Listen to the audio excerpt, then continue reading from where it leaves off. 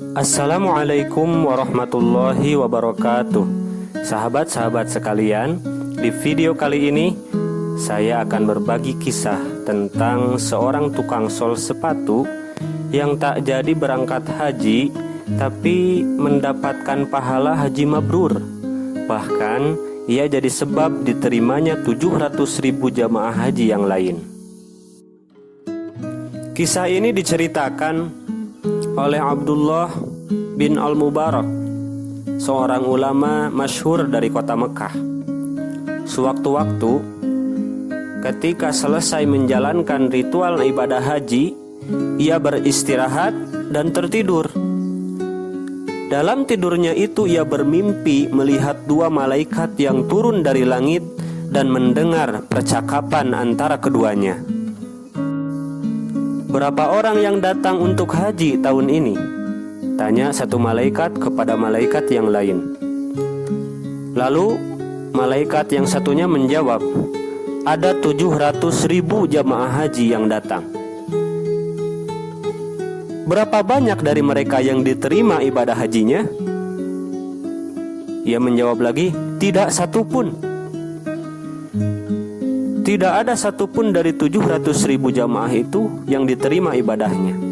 Maka percakapan ini membuat Syekh Abdullah bin Al-Mubarak bergemetar. Ia menangis dalam mimpinya. Apa ini? Semua orang-orang ini telah datang dari belahan bumi yang jauh dengan kesulitan yang besar dan keletihan di sepanjang perjalanan. Mereka berkelana menyusuri padang pasir yang luas, dan semua usaha mereka sia-sia. Sambil gemetar, ia melanjutkan mendengarkan percakapan kedua malaikat tersebut. Namun ada seseorang yang meskipun tidak datang menunaikan ibadah haji, akan tetapi ibadah hajinya diterima dan seluruh dosanya telah diampuni. Berkat dia, seluruh ibadah haji mereka diterima oleh Allah Subhanahu wa ta'ala. Kenapa bisa begitu? Itu kehendak Allah. Siapa orang tersebut? Malaikat bilang, orang tersebut adalah Sa'id bin Muhafah, seorang tukang sol sepatu di kota Damaskus. Mendengar ucapan itu, Abdullah bin Al-Mubarak itu pun langsung terbangun dari tidurnya. Sepulang haji, ia tak langsung pulang menuju rumah, akan tetapi ia langsung menuju kota Damaskus, Syria. Hatinya bergetar dan bertanya-tanya. Sesudah sampai di sana, ia langsung mencari sang tukang sol sepatu yang disebut malaikat dalam mimpinya. Hampir semua tukang sol sepatu ia tanya, apakah ada tukang sol sepatu yang bernama Sa'id bin Muhafah? Akhirnya ada yang menjawab, ada di tepi kota. Jawab salah seorang tukang sol sepatu sambil menunjuk arahnya. Lalu Syekh Abdullah terus berjalan mencari. Sesampainya di sana, ia mendapati seorang tukang sol sepatu yang berpakaian amat lusuh. Lalu ia tanya, "Benarkah Anda yang bernama Sa'id bin Muhafah?" "Betul. Siapakah Tuan?" "Aku Abdullah bin Al-Mubarak." Sa'id pun terharu. "Tuan adalah ulama terkenal. Ada apa gerangan mendatangi saya?" Sejenak ulama itu pun kebingungan dari mana ia akan memulai pertanyaannya. Akhirnya ia pun menceritakan perihal mimpinya. "Jadi saya ingin tahu, adakah sesuatu yang telah Anda terbuat sehingga Anda berhak mendapatkan pahala haji mabrur dan membuat mabrur ibadah haji para jamaah yang lain?" "Wah, saya sendiri nggak tahu," kata Sa'id. "Coba ceritakan bagaimana kehidupan Anda selama ini." Maka Sa'id bin Muhafah pun bercerita, "Setiap tahun, setiap musim haji, aku selalu mendengar suara talbiyah, labbaik Allahumma labbaik, labbaik la syarika laka labbaik, innal hamda wan ni'mata laka wal mulk la syarika lak." Dan setiap kali aku mendengar talbiyah itu, aku selalu menangis. Ya Allah, aku rindu Makkah. Ya Allah, aku merindu Ka'bah. Izinkan aku datang ya Allah. Oleh karena itu, sejak puluhan tahun yang lalu, setiap hari saya selalu menyisihkan uang dari hasil kerja saya sebagai tukang sol sepatu. Sedikit demi sedikit saya kumpulkan. Hingga akhirnya pada tahun ini saya memiliki 350 dirham. Cukup untuk saya berhaji. Saya sudah siap berhaji. Tapi Anda batal kan berangkat haji? Benar. Apa yang terjadi?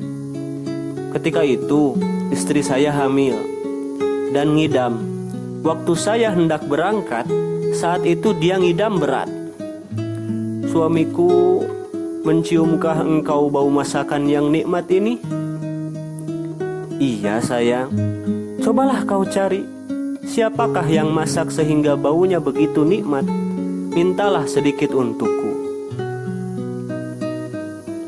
Lalu kemudian saya pun mencari sumber bau masakan tersebut. Ternyata masakan tersebut berasal dari gubuk yang hampir runtuh. Di situ ada seorang janda dan 6 anaknya. Saya mengatakan kepadanya bahwa istri saya ingin masakan yang ia masak meskipun sedikit. Janda itu diam saja memandang saya, sehingga saya mengulangi perkataan saya. Akhirnya dengan perlahan ia mengatakan, "Tidak boleh Tuan." Saya berusaha membujuk. Saya ingin membelinya. Dijual berapapun akan saya beli. Lalu janda itu berkata lagi, "Makanan itu tidak dijual Tuan," katanya sambil berlinang air mata. "Kenapa?" Sambil menangis, janda itu menjawab, "Daging ini halal untuk kami, tapi haram untuk Tuan." Dalam hati saya, bagaimana ada makanan yang halal untuk dia, tetapi haram untuk saya, padahal kita sama-sama muslim. Karena itu saya mendesaknya lagi, "Kenapa?" Janda itu menjawab, "Sudah beberapa hari ini kami tidak makan. Di rumah sama sekali tak ada makanan. Hari ini kami melihat ada keledai mati. Lalu kami ambil sebagian dagingnya untuk kami masak dan kami makan." Janda itu sesenggukan menangis menjelaskan, "Bagi kami daging ini adalah halal, karena andai kami tak memakannya, kami akan mati kelaparan. Namun bagi Tuan, daging ini haram." Mendengar ucapan tersebut, saya menangis, kemudian kembali pulang. Aku ceritakan perihal kejadian ini kepada istriku. Ia pun menangis, hingga akhirnya kami memasak makanan dan mendatangi rumah janda tersebut. "Ini masakan untukmu." Uang peruntukan haji sebesar 350 dirham pun saya berikan kepada mereka. "Pakailah uang ini untukmu sekeluarga. Gunakanlah untuk usaha agar engkau tidak kelaparan lagi." Ya Allah, disinilah hajiku, disinilah Makkahku. Begitu selesai bercerita, Syekh Abdullah bin Al-Mubarak tidak bisa menahan air matanya. Ia menangis terharu mendengar cerita dari Sa'id bin Muhafah tersebut, seorang tukang sol yang tidak jadi berangkat haji padahal sudah mengumpulkan uang bertahun-tahun, malah disodakohkan kepada seorang janda yang mempunyai banyak anak yang kelaparan. Kisah ini mengandung pelajaran yang sangat berharga untuk kita agar selalu peduli terhadap sesama, apalagi dalam kondisi saat ini di mana banyak sekali orang yang hidup kesusahan, susah cari kerja, susah berobat, susah cari sekolah, bahkan susah untuk makan. Semoga bermanfaat. Wallahu a'lam bishawab.